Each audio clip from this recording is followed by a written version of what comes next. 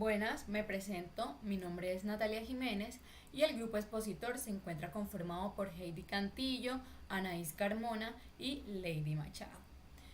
El tema a abordar es el anexo A de la ISO 19011 del 2018, el cual su propósito es proporcionar orientaciones adicionales que complementan los requisitos generales de la norma, ayudando a que los auditores sean más eficientes, más eficaces y confiables.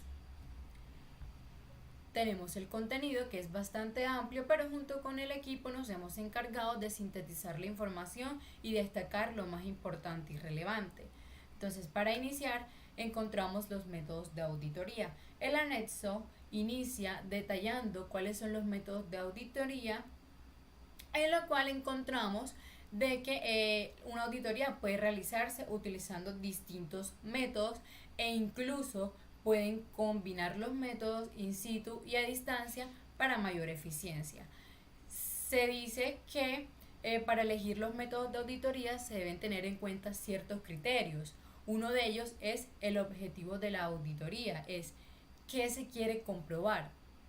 Luego encontramos otro criterio que es el alcance, qué parte de la organización o proceso se auditará y bajo qué normas o estándares esta se va a realizar. También encontramos que se debe tener en cuenta la competencia del auditor.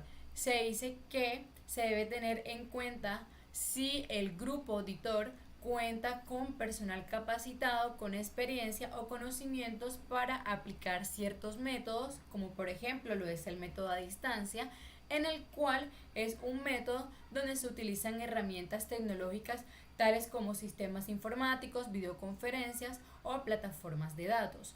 También encontramos la duración y lugar, que es cuánto tiempo se tiene y dónde se realizará esta auditoría. Y por último, la incertidumbre, que son los riesgos o limitaciones que puede haber si se usa un método en lugar de otro. El anexo A digamos que nos facilita una matriz en la cual nos detalla cuáles son los métodos de auditoría, en lo cual encontramos el método in situ. Ok, bueno, primero los clasifica en la ubicación del auditor y luego en el grado de interacción. En la ubicación del auditor los clasifica en in situ y a distancia, y en el grado de interacción en interacción humana y sin interacción humana. Entonces, in situ y con interacción humana, en este método se realizan entrevistas, se revisan los documentos con la participación del auditado, se completa la lista de verificación y se realiza un muestreo. A diferencia del método de auditoría a distancia y con interacción humana, en este método no se realiza muestreo. Simplemente se realizan entrevistas, se observa el trabajo realizado y se complementa la lista de verificación. En el método in situ y sin interacción humana, aquí se revisan los documentos, se observa el trabajo desempeñado, se realiza la visita en el sitio, se complementa la lista de verificación y se realiza un muestreo. A diferencia del método a distancia y sin interacción humana, en esta no se realiza un muestreo, pero tiene un ítem muy importante y es que es observar el trabajo desempeñado a través de medios de vigilancia considerando los requisitos sociales y legales. Como mencionaba anteriormente, este es un método del cual se necesita de herramientas tecnológicas en los cuales se obtiene información confidencial de la organización, y es aquí donde el auditor debe entrar a velar por la confidencialidad de la empresa. Tanto debe velar por la privacidad tanto del auditado, del personal auditado, como la privacidad de la organización. Ahora bien, otro apartado que podemos encontrar en este anexo es el enfoque a procesos de la auditoría, donde básicamente este apartado nos dice que no se audita solo áreas aisladas de la organización, sino que un sistema de gestión está hecho de procesos, es decir, de actividades que transforman insumos en resultados. Un proceso nunca está solo, todos se interrelacionan. Entonces, el auditor no revisa cada proceso como una isla o por bloques. Él debe ver cómo se conectan entre sí y cómo funcionan de manera coordinada. Si los procesos están bien gestionados e interrelacionados, los resultados van a ser predecibles, consistentes y eficientes. Se dice que el enfoque a procesos significa que el auditor ve a la organización como un sistema vivo de procesos conectados y no como áreas aisladas. Solo así puede comprobar si el sistema realmente cumple con lo que promete y logra resultados consistentes. Uno de los apartados que más me llamó la atención de este anexo es el juicio profesional. No todo está escrito de forma rígida en la norma. Las normas tienen capítulos que son fáciles de verificar, pero también tiene capítulos que son demasiado abstractos, tales como lo es liderazgo, mejora continua, gestión de riesgo. Es por eso que el auditor no debe limitarse a una lista de chequeo. Si se concentra solamente en si el documento está firmado o si hay un documento, el auditor puede perder de vista el objetivo real, como lo es comprobar que el sistema sí funciona o está logrando los resultados previstos. Aquí entra el juicio profesional, que es la capacidad del auditor para interpretar si la intención de la norma o del capítulo realmente se está dando. Él debe decidir con base a su experiencia o conocimientos si el requisito está realmente cumplido. También encontramos los resultados del desempeño.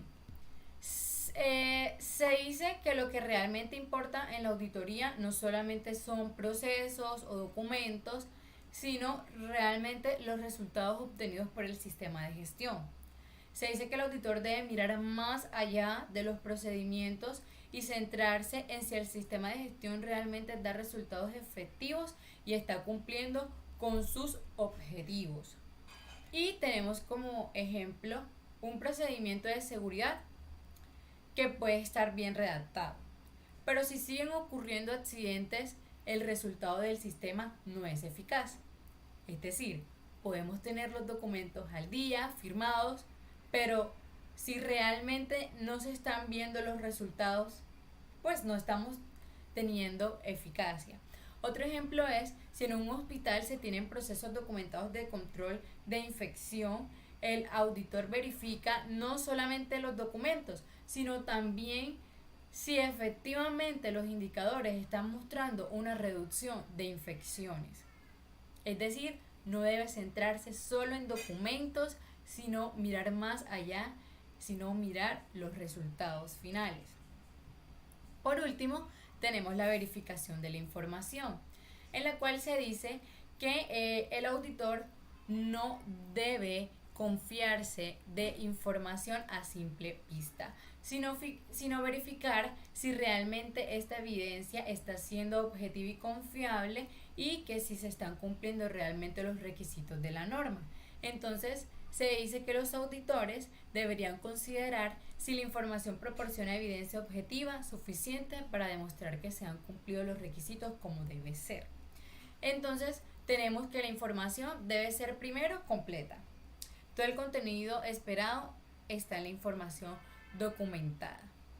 Es decir, tenemos que tener en cuenta que no está faltando ninguna información importante ni relevante. Que sea correcta.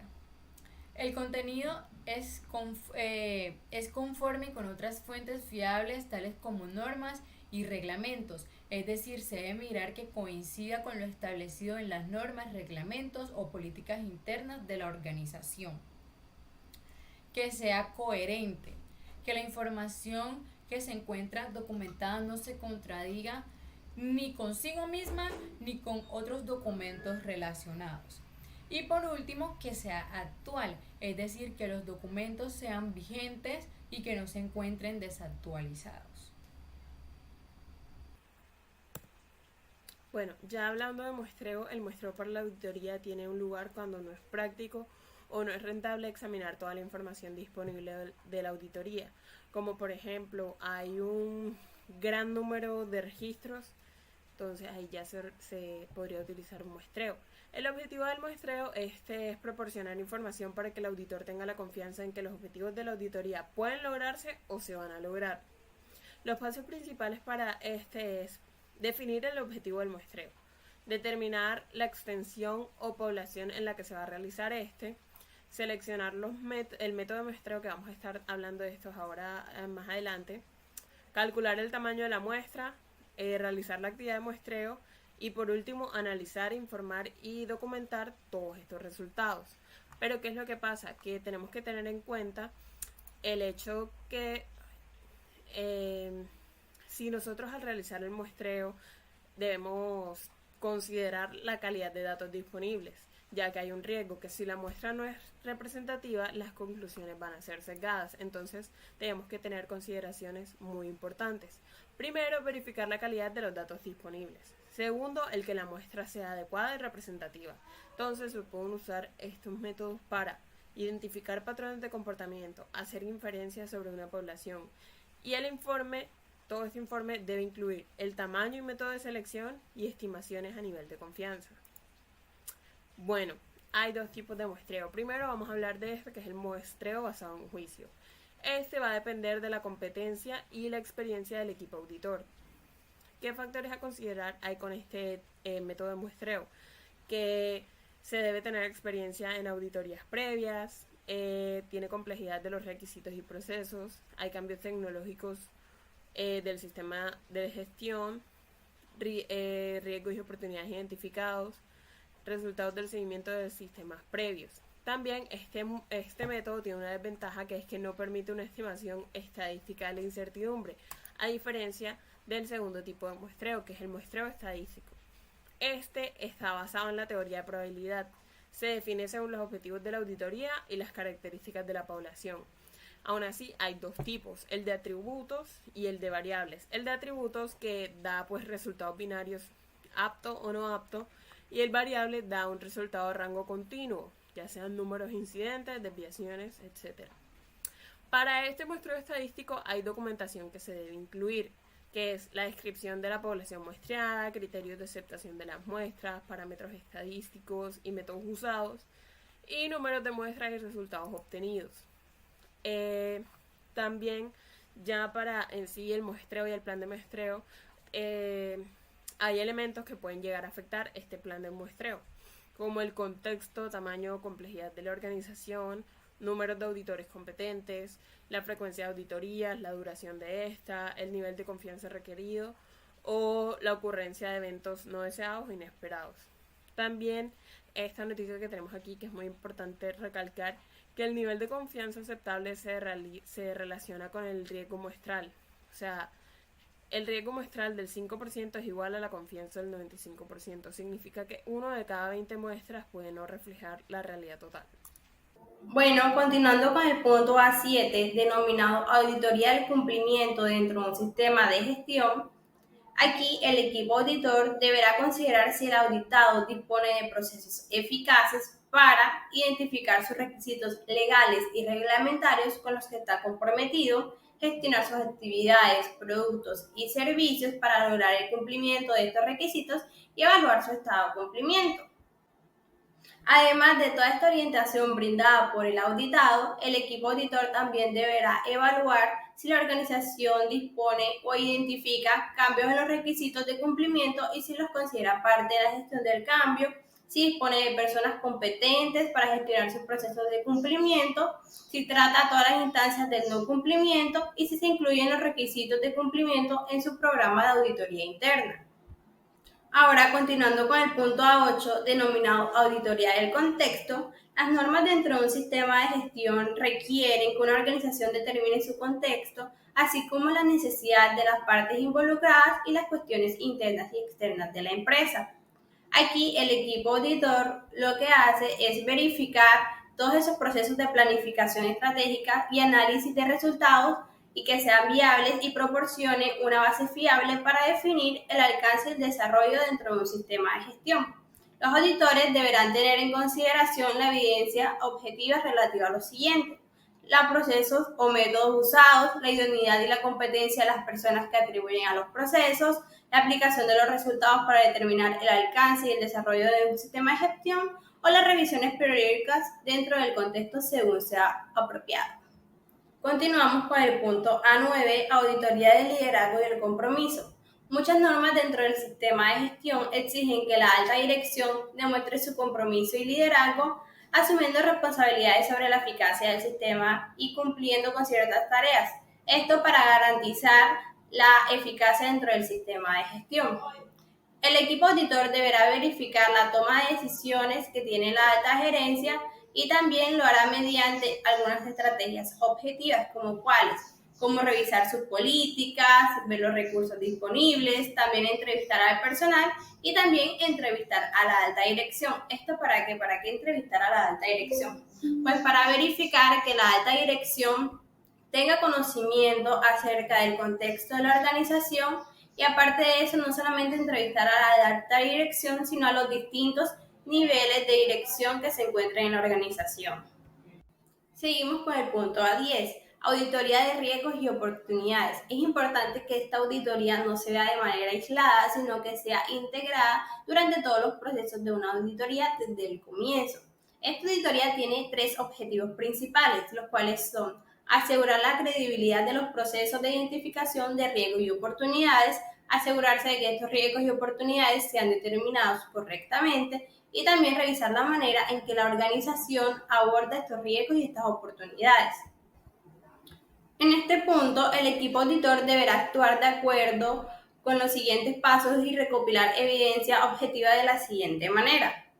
En entradas y métodos. Las entradas son aquellas que nos ayudan a identificar o la ayudan más bien a la organización a identificar esos riesgos y esas oportunidades, como cuáles, como el análisis de las cuestiones externas e internas, la dirección estratégica de la organización y también las partes interesadas, así como las fuentes potenciales de riesgo, como por ejemplo los factores ambientales y la seguridad.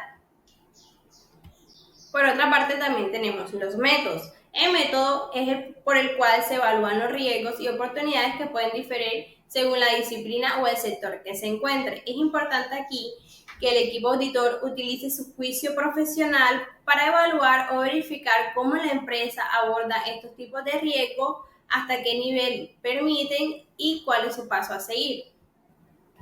Continuamos con el ciclo de vida. Algunos sistemas de gestión específicos de una disciplina requieren la aplicación de perspectivas del ciclo de vida a sus productos y servicios. Sin embargo, el equipo auditor no está obligado o no debe considerar esto como un requisito para adoptar un enfoque del ciclo de vida. El auditor deberá aplicar su juicio profesional para evaluar cómo la organización considera esta perspectiva en función de A, la vida del producto o servicio; B, la influencia de la organización sobre la cadena de suministro; C, la longitud de la cadena de suministro; y por último, la complejidad de la tecnología del producto.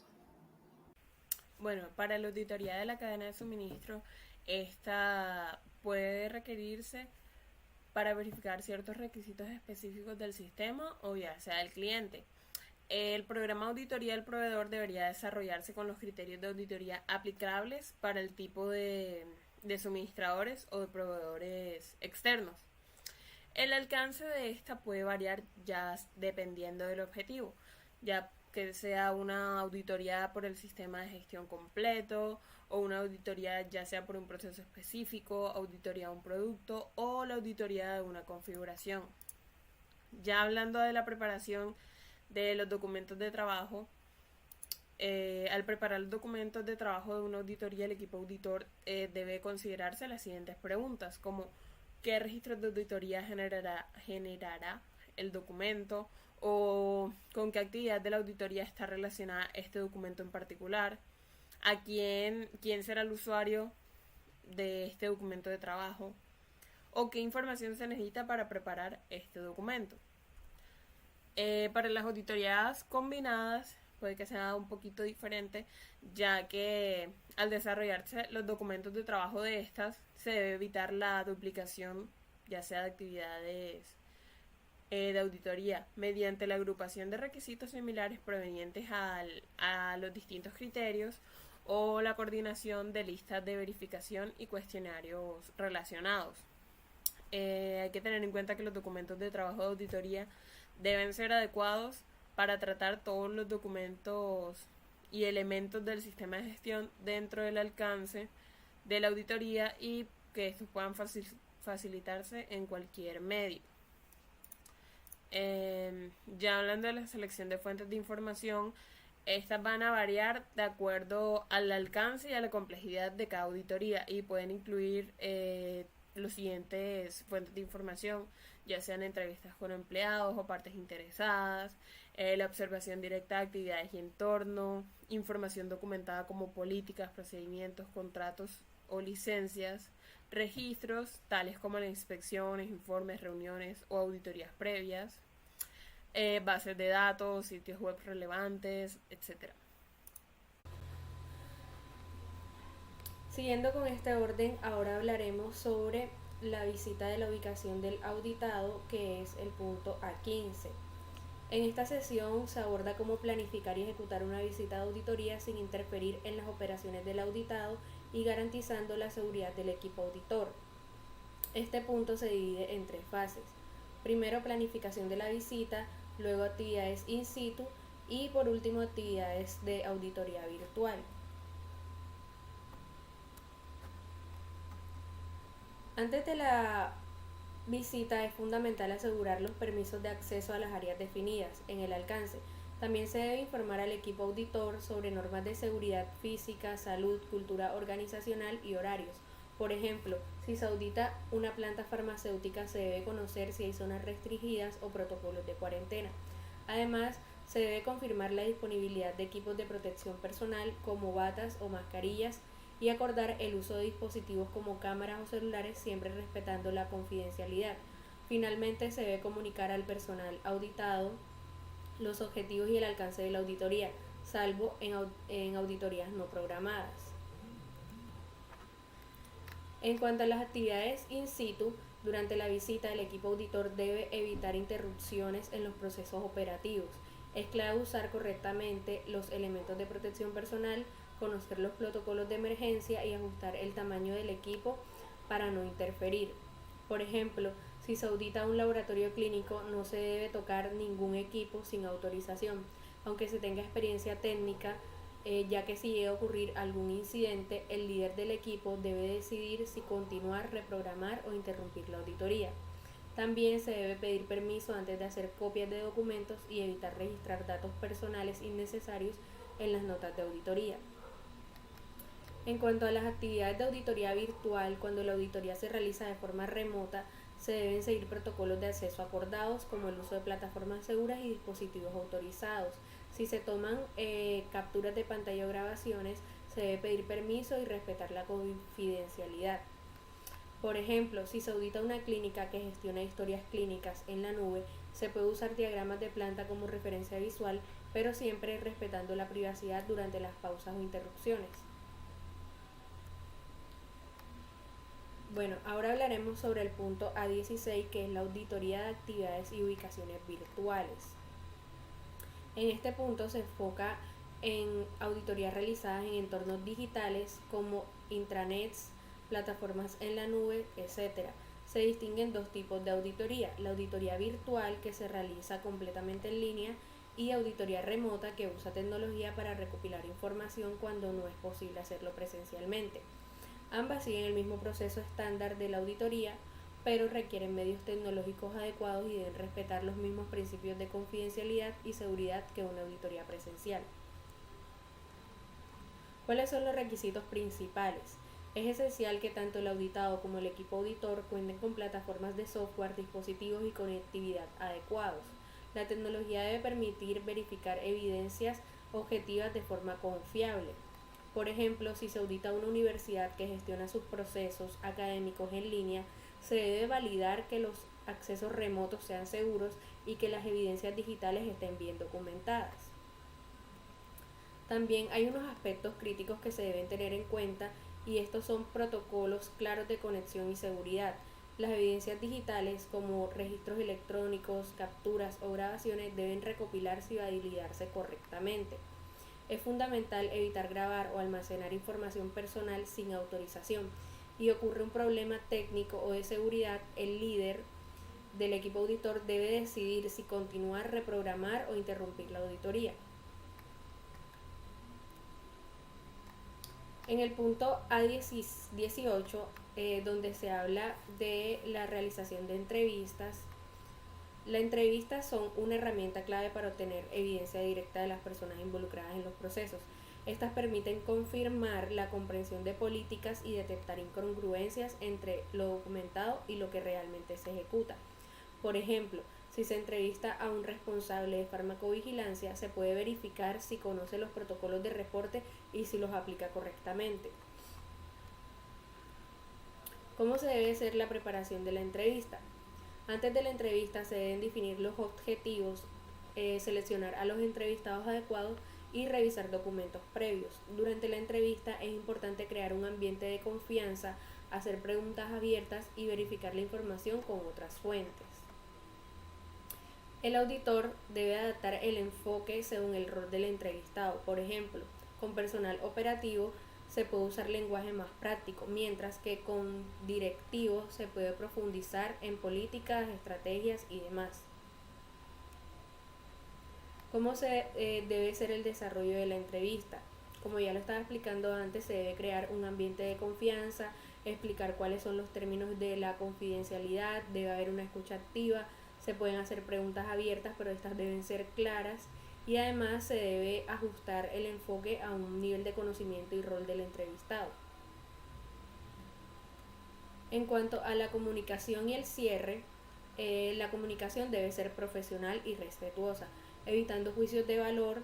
También se debe observar la comunicación no verbal. Al finalizar, se documentan las respuestas relevantes, se confirma su exactitud con el entrevistado y se agradece por su colaboración. Ahora hablaremos de los hallazgos de la auditoría, que este es el punto A18. Los hallazgos son el resultado clave de la auditoría. Reflejan conformidades y no conformidades, pero también oportunidades de mejora. Deben estar respaldados por evidencia objetiva y documentarse de forma clara y categorizada. Por ejemplo, una conformidad puede ser el cumplimiento de protocolos de almacenamiento de medicamentos, mientras que una no conformidad puede ser la falta de registros actualizados en el sistema de gestión. ¿Cómo se determinan los hallazgos?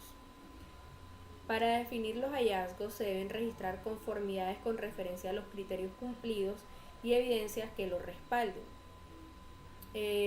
Las no conformidades deben incluir la descripción del incumplimiento con evidencia objetiva y su relación con otros hallazgos si esto aplica. En auditorías combinadas, un hallazgo puede estar vinculado a varios criterios. Por ejemplo, un problema en la trazabilidad de productos puede afectar tanto la norma de calidad como la de seguridad. El auditor puede